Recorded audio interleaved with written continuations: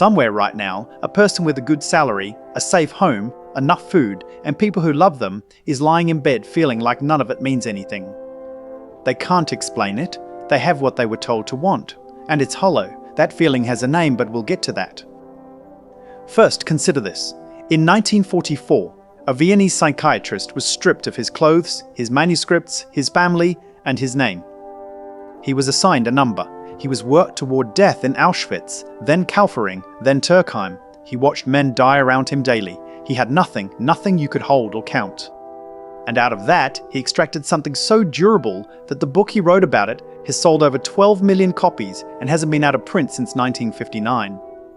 The uncomfortable question isn't how he survived. The uncomfortable question is why people who have everything he lost still can't find what he found inside a death camp. That gap between comfort and meaning, between safety and purpose, is one of the defining problems of modern life. And it was diagnosed in precise clinical terms by a man who had every reason to give up on the project of living entirely. Viktor Frankl was born in Vienna in 1905. By his early 20s, he was already corresponding with Sigmund Freud, who found his work promising enough to arrange for one of Frankl's early papers to be published in the International Journal of Psychoanalysis. He trained under Alfred Adler, the founder of individual psychology, the school that broke from Freud by insisting that social belonging and purpose, not unconscious drives, were the central motors of human behavior. Frankl eventually broke from Adler too. He thought Adler had stopped one step short. Between 1933 and 1937, Frankl ran a specialized counseling center in Vienna for young people at risk of suicide, particularly around the time of year when school report cards were issued. He treated tens of thousands of patients. He was building a clinical framework he called Logotherapy, from the Greek logos, meaning not just word, but reason, purpose, meaning itself. He'd already written the first draft of a manuscript laying out that framework before the war came for him. He was 37 when he arrived at Auschwitz in September 1942. His wife Tilly was with him. His parents were with him.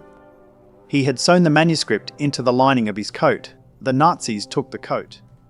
Freud said, "We're driven by pleasure, the reduction of tension, the pursuit of satisfaction." Adler said, "We're driven by power, status, superiority, the need to overcome inferiority." Frankl said both of them were looking at what humans pursue when they've given up on what they actually need. What we need is meaning. He called it the will to meaning, and he was precise about what that means in practice. Frankl identified three sources from which meaning can be drawn. The first is creative values, what you give to the world through your work, your craft, your actions, the contribution you make. The second is experiential values, what you receive from the world, love, beauty, truth, the full presence you bring to an encounter with another person or a piece of music or a landscape. The third is attitudinal values, and this is the one Frankl came to consider most important. The stance you choose to take towards suffering you can't avoid. To illustrate why the why matters more than the how, he reached for Nietzsche. He who has a why to live can bear almost any how. That line appears early in man's search for meaning, and it isn't borrowed casually. Frankl had tested it against the most extreme conditions human beings have ever manufactured for one another. It held. Frankl wasn't the only psychiatrist in the camps. He was, however, watching with clinical attention while experiencing everything the other prisoners experienced.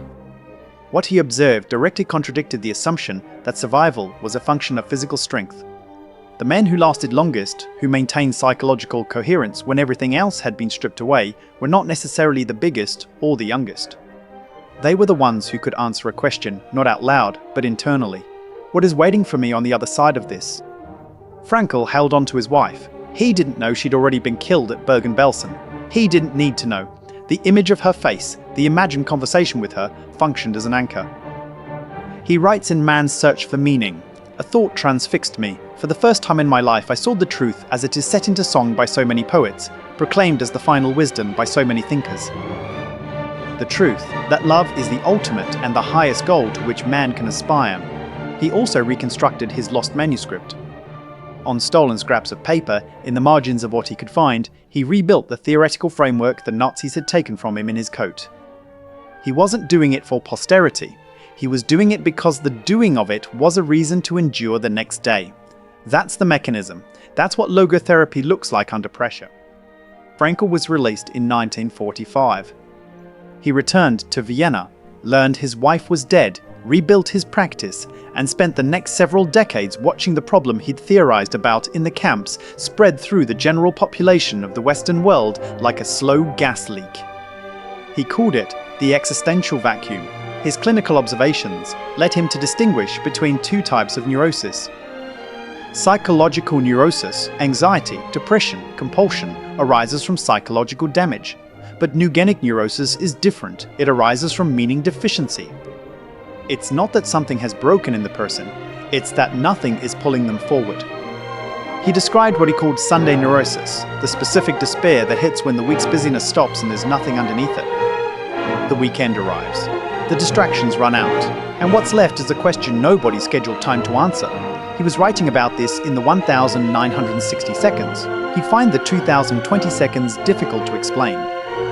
The options available to a person now for entertainment, for stimulation, for identity construction, for consumption, are orders of magnitude greater than anything Frankl's post-war patients faced.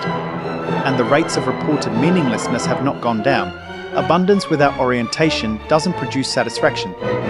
It produces a more sophisticated version of the same emptiness, dressed in better clothes, photographed for an audience, and just as hollow underneath. The most common mistake people make with meaning is approaching it the way they'd approach losing their keys, as if it's an object that's somewhere, and the task is to find it.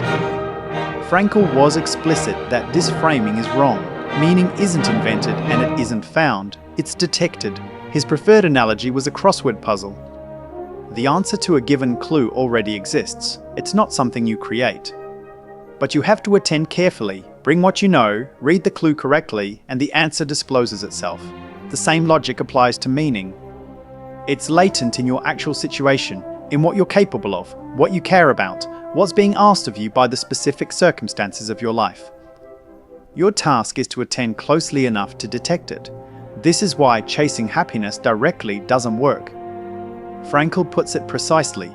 Happiness cannot be pursued, it must ensue. One must have a reason to be happy. The more deliberately you hunt for the feeling of meaningfulness, the more it recedes. It's a byproduct of engagement, not an endpoint. The same is true of self-actualization, of purpose, of fulfillment.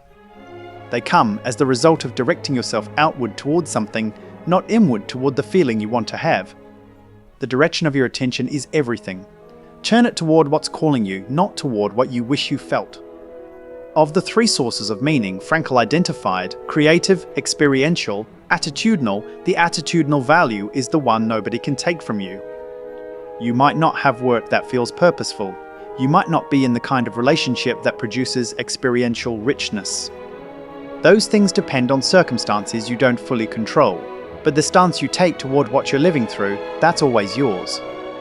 Frankl writes, everything can be taken from a man, but one thing, the last of the human freedoms, to choose one's attitude in any given set of circumstances, to choose one's own way. He wasn't writing that as inspiration. He was writing it as an empirical observation made inside Auschwitz. He'd watched men exercise that freedom. He'd watched others surrender it. The difference wasn't personality. It was a decision made repeatedly under conditions most of us will never face. So here's the practical test. Think of one thing in your current life that feels pointless, a job that seems to lead nowhere, a responsibility that feels thankless, a period of waiting or difficulty that seems to have no purpose. Don't ask whether it feels meaningful. Ask what it could be in service of.